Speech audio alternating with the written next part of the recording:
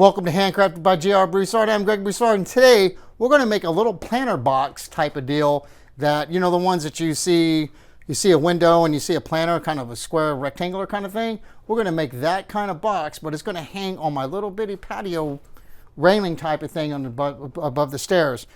A friend of mine's dad, the fence blew down, and he gave me a bunch of this stuff, and this is what we're going to use to make the planter. I think it's going to work perfect.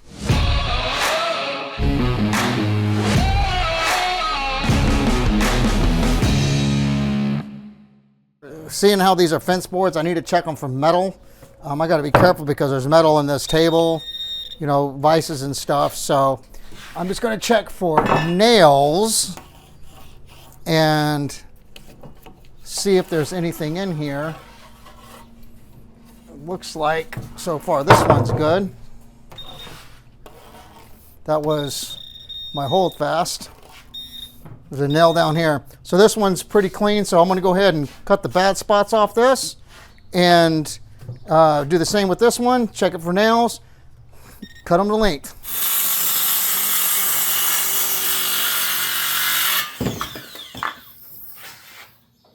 I'm thinking the total width of the board, the inside of the box, the little flower box thing, will be 30 inches. These are what, an inch thick, plus some screw up. So I'm going to go 33 inches, and we'll cut this 33 inches, and then what we get is what we get.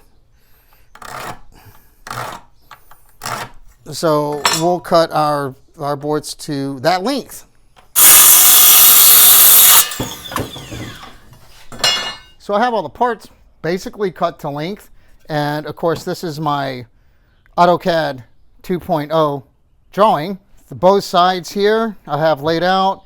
I have these sides here laid out here, and I have the bottom laid out over here. Now what we have to do is plane them down to thickness. Now these boards are obviously in really bad shape, and I'm instead of doing it by hand, I'm going to run these through the machine, and I'm going to run through the machine where these parts are down. It is cupped this way. I'm going to run it through the machine this way, so when you run it through, the bed has something stable to hold it with, to keep it level. I'll run all this stuff through. Now these are the bottoms are fence pickets, so they're thinner. We'll do this last, but all these should be relatively the same size, and I've already metal detected it all, so let's clean them up.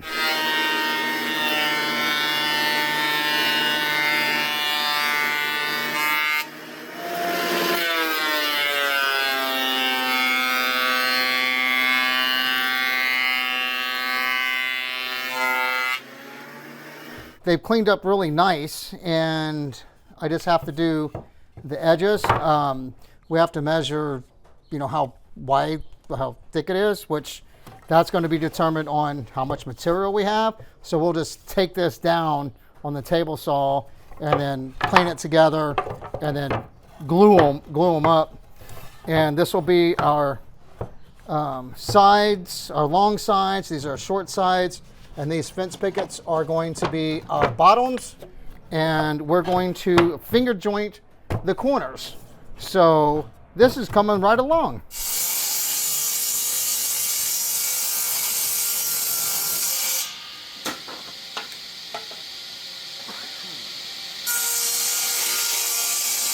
I cut my boards too short.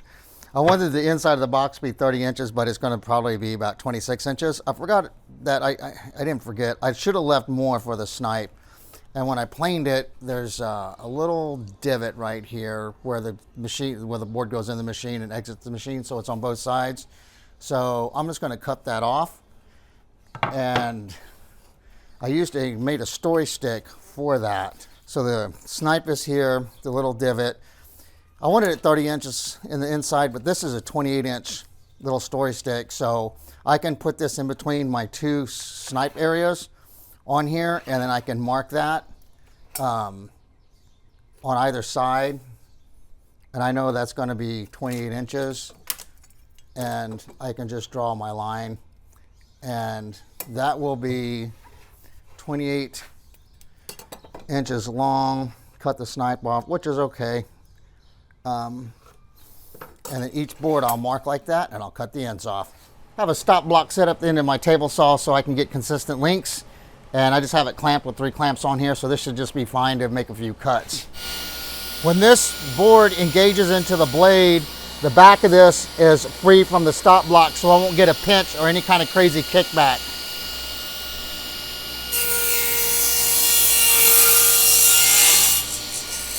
I'll make sure the length is correct in the way that I normally do that, as I just use my miter gauge and I butt it up against the fence, and it's square and everything's flush. So these are all the same thickness, size, and everything. So let's start assembling these boards to make a wider panel.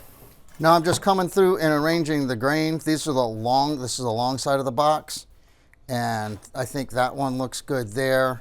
It's the same color. Grain is not perfect, but that's okay. And we'll just flop these around. Well, that looks cool right there. Yes. So now these two go together and these two go together. So I'm going to plane this down so they match up perfectly. This is going to be the outside or inside of the box. It really doesn't matter. So I'm going to flip this up and I'm going to plane these together to get rid of these marks so they'll marry up good when I when I put the dowels in here and I squish it together to glue it. So we'll plane it just like that. I'm going to use a Stanley 5.5 because it's wider. You can see this is Stanley 5. You can see how much wider the 5.5 is. So I'll be able to stay, that iron will be able to stay onto my workpiece. And I'm just going to plane these together so when I take them apart and flip them up, they should match perfectly. I'm just going to have to take my time until I start engaging in both pieces of my workpiece. There, I got 2 strands coming out.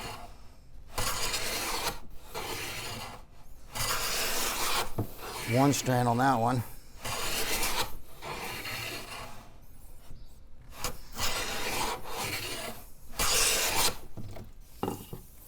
Okay, so you open them up and put them this way. They should match perfectly. Let's see.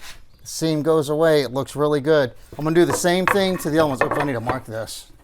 So these 2 boards will go together like this. So we know that's a pair. And then now I'll have to plane these exactly the same way. Just have to mark where my dowels go, if I can find the middle of the board. And I'm just going to come in 4 inches from each side and make sure that these lines are square with each other.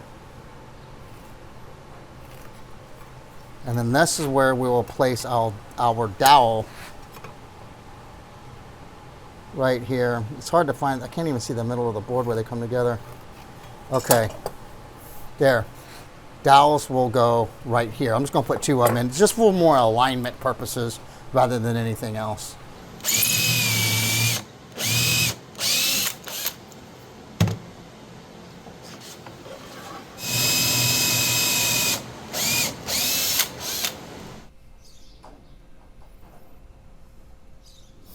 I've already cut my dowels and they're tapered so they'll go in a little bit easier,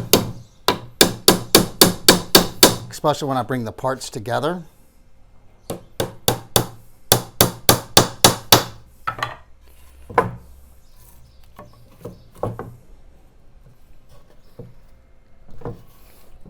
I need a motivator, don't I?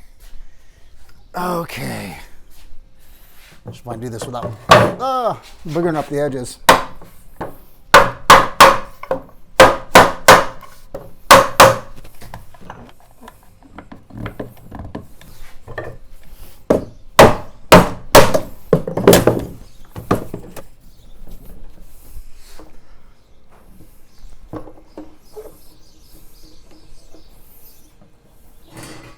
Okay, these are the 2 sides. We'll let that glue for about an hour and we'll work on the bottom. This has been sitting for just over an hour, and while this was sitting, I went ahead and did the exactly same thing to the sides and the bottom of the box. And so I'm just going to repeat it on video. It's the same exact thing. And now I'm going to clean all this up and get all the extra little glue off. We'll cut it to the exact size we need, and we'll make some box joints. There we go. What do we got? Our sides. Yay. All right, let's get this glue off there. It's going to come by with a scraper and get the stuff that hadn't completely dried off. I'm using a clamp as a stop. And we'll just get most of this stuff off. So we'll run this through the drum sander. And we don't want to gum up the sandpaper, so we'll just get this stuff off here. Before I put anything through the drum sander, I like to use the orbital. This is just, I think, 150 paper on there. And if there's anything that's not completely dry yet, that'll also get it off, and I'd rather gum up this. This stuff will gum up the drum sander sandpaper bad, so I do it with this first. If it gums up on this. Not the drum sander. I'll show you what the drum sander is in just a moment. This is the drum sander, and it's a 16 by 32 Supermax drum sander. It'll do 16 inches, and then you can get your material, turn it around, and hang it off the side, and it'll do up to 32 inches, but obviously that material isn't that big. So this spins in this direction. This belt will push the material through, and it'll evenly sand the board all the way across. The reason why I got this was for end grain cutting boards, when I do end grain cutting boards, but it's great for everything else too. And here's the adjustment. You can go up and down with it. It's got a quick release or adjustment on there, which is pretty cool. So we're going to run, this is the bottom of our box, and we're going to run this through the drum sander first.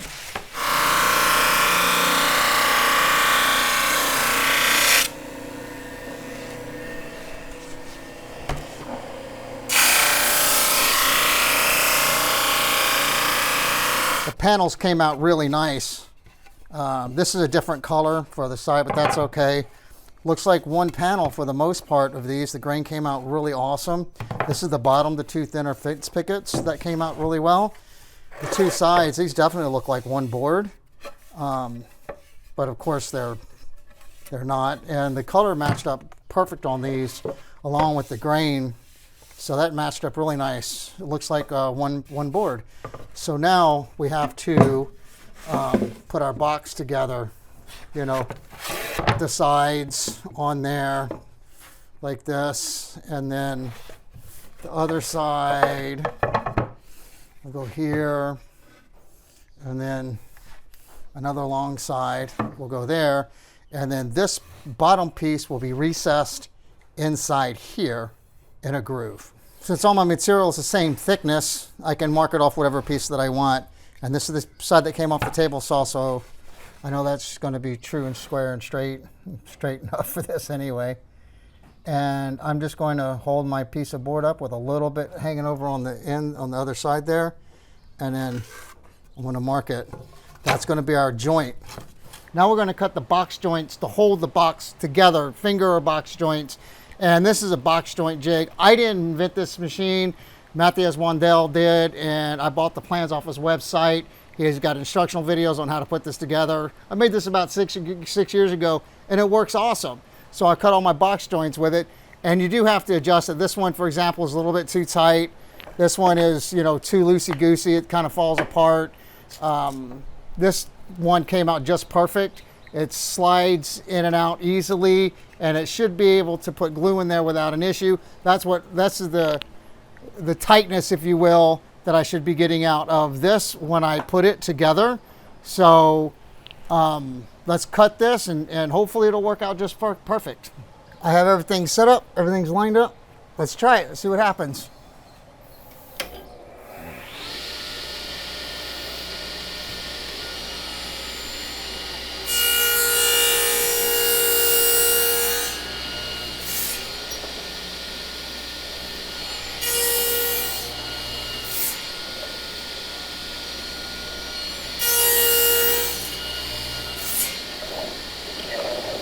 That's the first cut.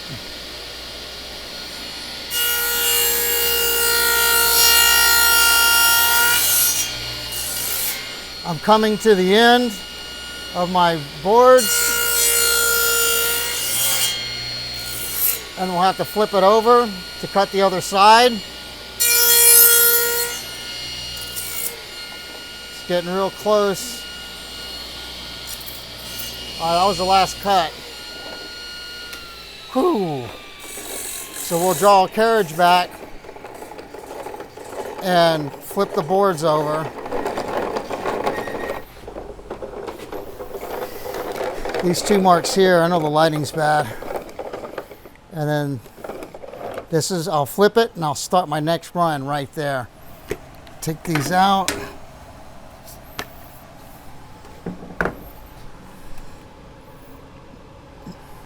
Flip them over. We still need it, it's offset a little bit. We need to keep that offset in here. And I have a spacer for that.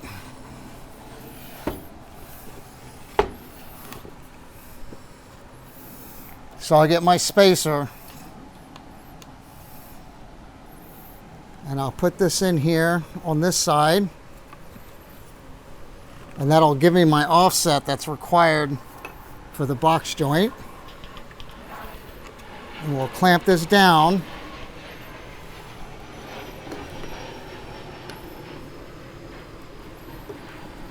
There's a space right here that you have to offset the thickness of basically one of the fingers, you know?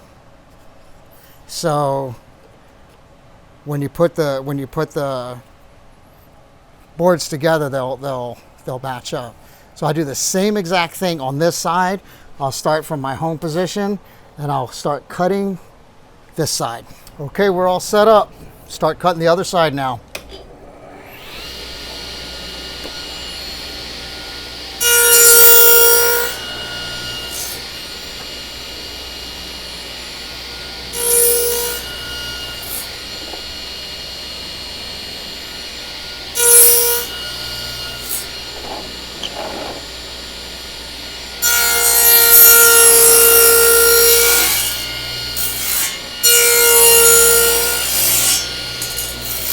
This is coming to the end of its run. Last few cuts. And that might be it. Yep. Whew. Okay. I'll take these out. And hopefully all these little joints will go together. Be super awesome. It's good enough. All right. Okay. All right, let's take these apart and see if they fit. You can see this tear out right here. As you're pushing it through, that blade's coming through this way and it tears that out. To prevent that, you can put a backer board on here and this will not happen. Seeing how this is a flower box for my house, I really didn't care about that. So I didn't do it. And let's take all this off and see if it works. All right, let's see if there's any kind of close fitting at all. If we can figure which part goes where. And, oh, it's tight.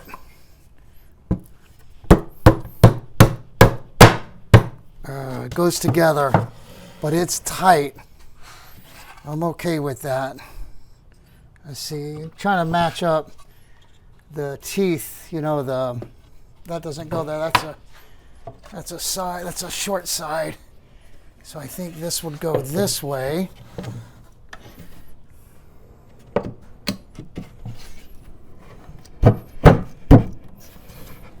It's big, it's hard to get together.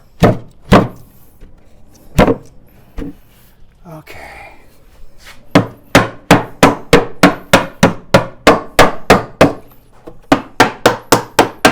Little tight.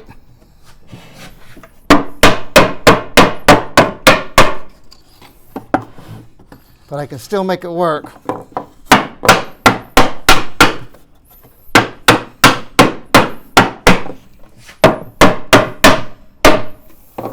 right.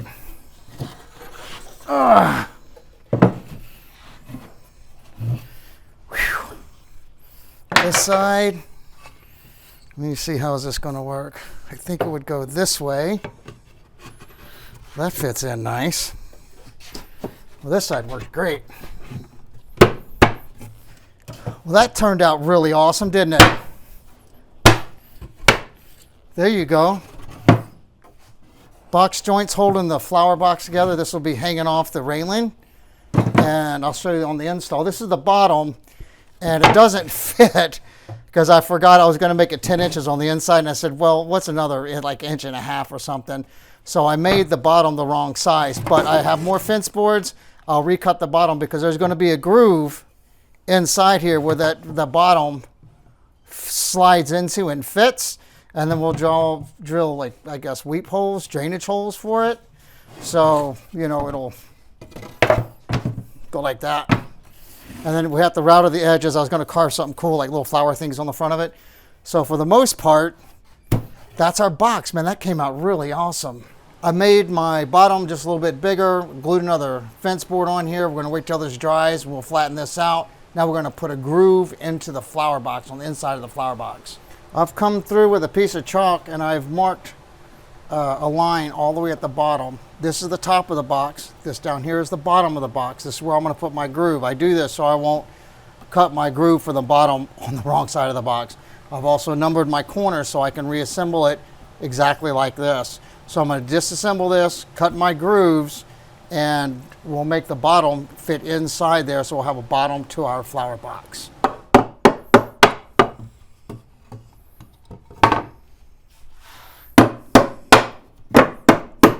I'm going to make the groove where the bottom will fit in, and I'm just going to go straight clean through the fingers or the box joint, and we'll fill that in later. And we're going to use an old plow plane to do this, and we've already got it set up. We'll cut us a nice groove down in here.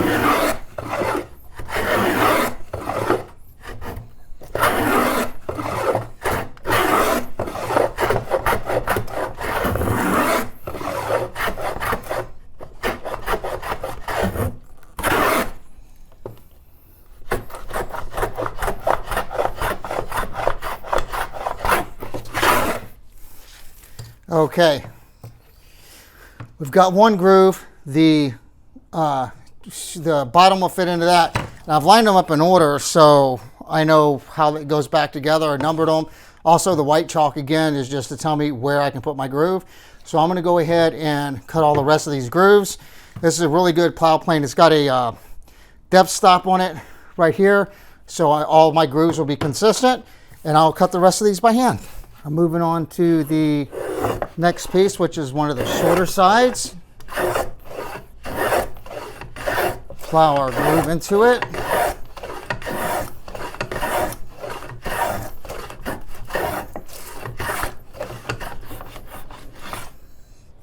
Okay, this is one that's completely to depth, and I'll move on to the next ones. I've kept my parts in order. Let's see how we did. See if we can reassemble. Oh, that goes in. Goes in. That's the groove for the bottom. Lines up perfectly. Now, when I came out the side of this, when I was plowing it, I'll come back once it's glued together. I'll come back and I'll fill that in, so I'm not worried about that. So now we have our bottom ready to go. Now this box can be glued together and squished up and lined up and squared up.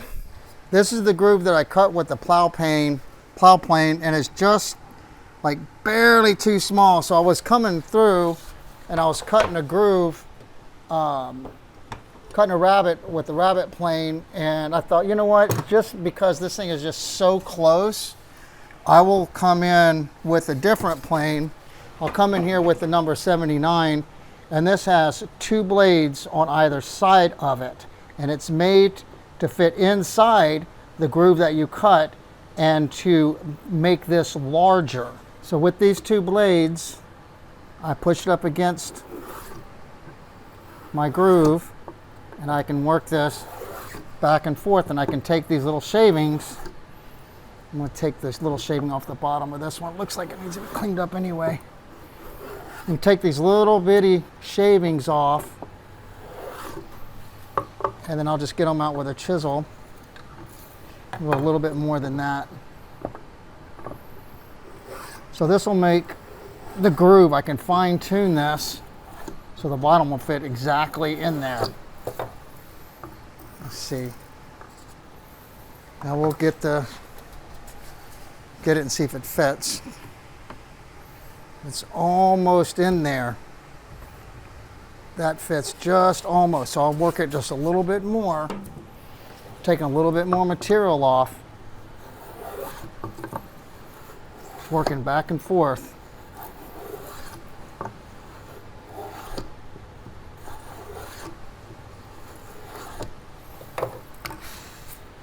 Try that. Okay, there we go. It fits down in there. There.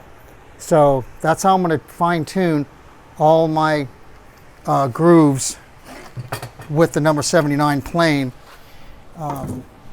So it's a really, really cool tool. Those are the two cutters, right? So this is a perfect tool. This is what this tool is made for, to exactly make these a little bit larger. It's a great, great, great tool.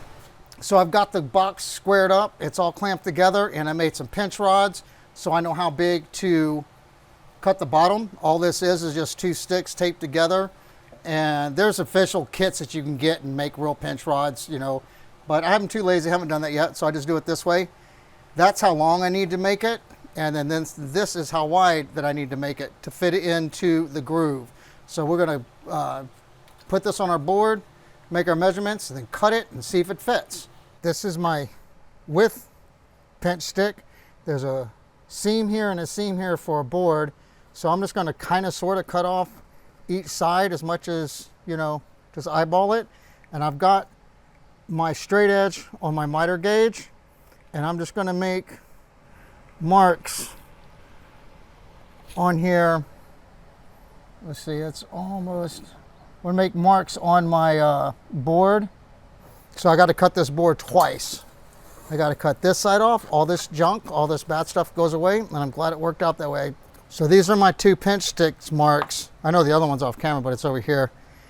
And I'm going to just get my square, line it up with this one, and then I'll measure the fence with my square from the fence. So I want to cut on the outside of my line.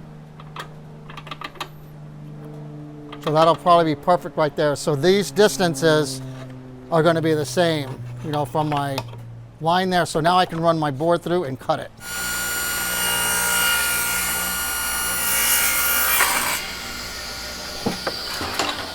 Now just to check it, I'm going to line my pinch rod up with the side of my board, and then I'm on my mark, and I'll adjust my square to my line,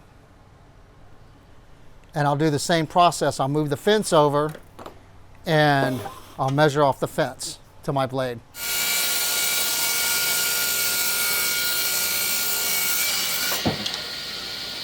Now this is my long pinch rod, and I have to cut away the most of the bad stuff as I can get off of here. So here's some nail holes. It looks like some rot here, but this side looks good. So I'm just going to get my square and then find out what stuff I want to cut off. I want that to go away, so I'll put my pinch rod back on, lining it up with a seam so it's relatively straight. And I know that I can cut this off and still have an extra on this side to cut off. So I'm going to go ahead and trim this bad stuff off. We'll turn it around and cut it to size. I'm just going to flip it straight over. I'm going to reference off the same side, and looks like we got to clean that up. So now with my pinch rod, I can line it up with the side of the board so I know it's straight, and I can put a mark right here. Line the pinch rod up with the end of the board, If I cut it here, this bottom should fit into the box. Should. Okay. First time trying it. It's tight right here, so I can't even get it in there. If I slide it in the back one, it's tight. So we're gonna have to go back to the plane. We're gonna have to make this groove just a tiny bit wider. It will not fit in just yet. I've got to keep my bottom oriented now since I'm starting to fit it, so I put some chalk marks there, and it's just a little tight. So again, we have to come in with the number 79, and we have to make this just a tiny bit bigger. Just a little bit bigger so it'll slide in. Let's try that. So it goes like this, to slide it in. Well, it slides, it goes. So we're going to call that fitted. And why this is apart, I know that this other side was not right either. So we'll go ahead and make this bigger. So this would fit into this side like this. And the opening is too tight, which is over here, because I flipped the board around. It's a little bit bigger.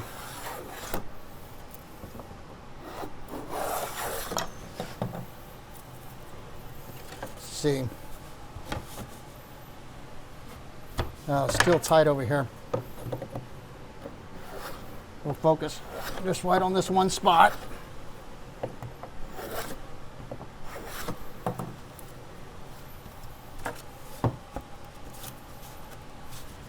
All right, there we go. All right, let's try reassembling now. We have it assembled. Let's see if it slides in. See if it'll slide all the way back. Oh, so close. Well, there it goes.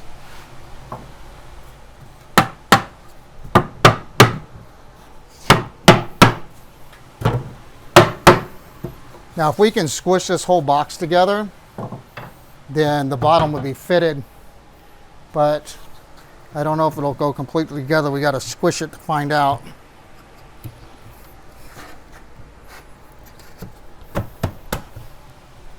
Let's see. This right here doesn't look like it's coming together. So let's put some clamping pressure and a little bit of mallet and see what happens.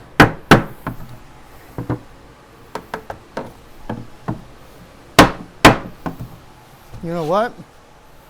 I think it fits.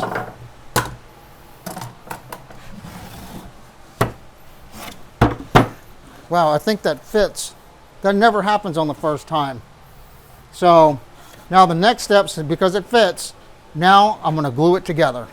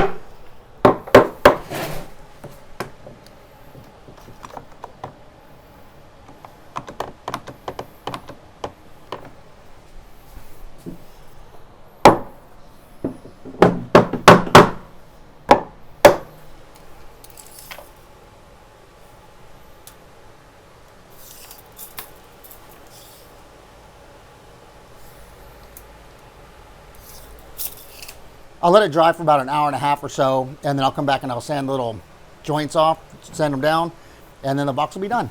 It's been about 2 hours and it's dry enough, and I'm going to use this belt sander. Normally I have a big belt sander, but mine is not big enough to put this on. I'm going to try to sand these down. If not, I'm just going to leave it like this. I don't want to spend forever doing this, so I'll see what happens.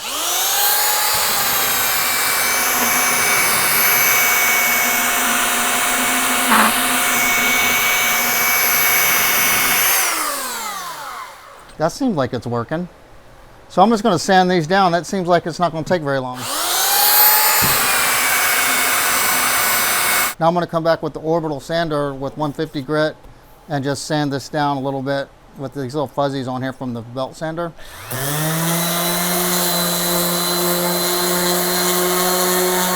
I'm going to come by with a plane and just put a really small chamfer on the bottom of this. I know it's going to be hanging in the air, but I don't want it to you know, when I'm setting it up or when I'm hanging it, I got to set it on the ground and still move it around. I don't want to split the fibers on the bottom. So I'll just chamfer the bottom real lightly. I'm going to come with a router and put a little heavier bevel on the top. This is the front of the box. I think this side is prettier. So I'm just going to route the front and the sides and leave the back like it is.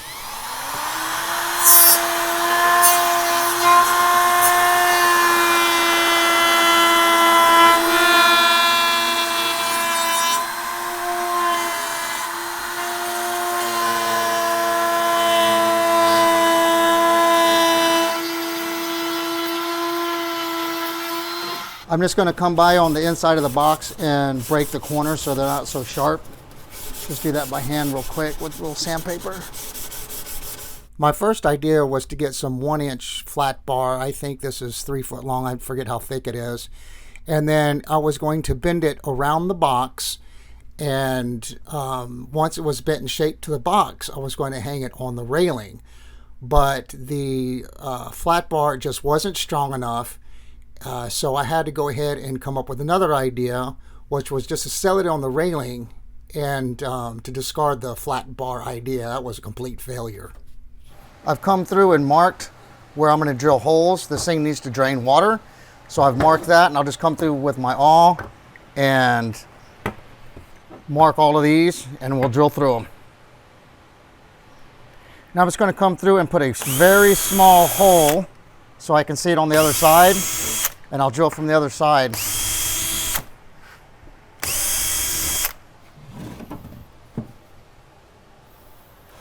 I've got the holes coming through the other side so I can see it. And I'm going to come in with a Forstner bit because I don't want it to blow out when I go through. So I'll just cut the threads a little bit, cut the fibers, and I'll come in from the other side. I don't want blowout and to chip all out. So I'll just do it this way. I have a 2x4 on the back of this, so it won't go into my bench and I won't get blowout on the other side. And I'll just finish these holes up on this side. So we should have clean holes on both sides. So I've abandoned this idea. This is not going to work. So I came up with another idea. And I have to put these little blocks in for this. This will fit inside here. And then I'll have another 2x4. And the railing that it's going to go on is here. And it will fit on that railing. And I'm going to attach this when I get to the railing so I can measure it properly. So what I need to do is have a space between this board and the bottom of this so the water can get out. So what I've decided to do is just use a pin nailer, and it's just as a clamp, and put some glue on the bottom of the little spacer things, and drop them in, and just get my pin nailer and just put a nail just as a clamp, and that'll hold it in place for me. So because I'm impatient, I don't want to clamp it and wait and all that, because I want to go put this up right now. And I'll just put one little nail in there, and that'll just hold it there for me, and I'll just do all of them. This is what I was going to do, is put this strap here and bend this over and screw it in so it would hang over the side like this. and this is not nearly strong enough to hold that box. It flexes way too much. So my new system, I think, is going to work perfect. This is on the inside of the railing. I just can't hold the camera to the outside of the balcony. Even though if I were to support this, it would still flex too much. So this isn't going to work. That's out. But the new system is going to work awesome. So this is the new method. I've already got that 2x4 attached on there at the shop. And then I will screw this down here like that. And then the box with my little spacers will fit onto this, and it'll slide down into the bottom, into the base. It'll clip down in there, just like that. And then this won't go anywhere. And I'll screw the, I don't need to screw the box down because it's going to be on that lip on the bottom side. That's the new system. So I'll get my board. I'm going to push my board up against the railing and squish it. And I'll get it started with one screw on one side. With my pilot hole, the threads shouldn't catch my board and it should pull the bottom board up to it. There we go. I'll put this other one in. I'll squish it really tight. I'll put this one in. So it pulled it to it because there's enough of a pilot hole where it doesn't separate the two pieces.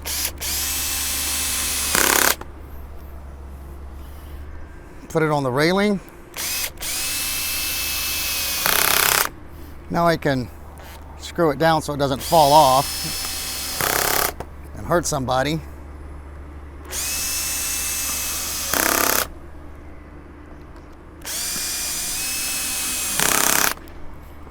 Okay, so this recess will fit over the plywood spacers, keeps it so the water can get out. It'll fit down and it clips right on top of that, just like that. And I don't think I'm gonna have to screw this down because I believe that this is heavy enough. When the dirt's in here, it's gonna be fine. And I didn't fill the little holes in right here. I left those on purpose so water can also get out of there.